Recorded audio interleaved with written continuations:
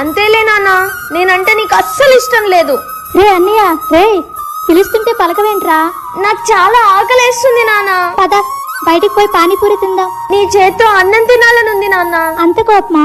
ఓ, ఆంధ్రాలో అమ్మాయిగా పుట్టడమే నేను చేసిన తప్ప? ఆంధ్రాలో పుట్టడమే నేను చేసిన తప్ప?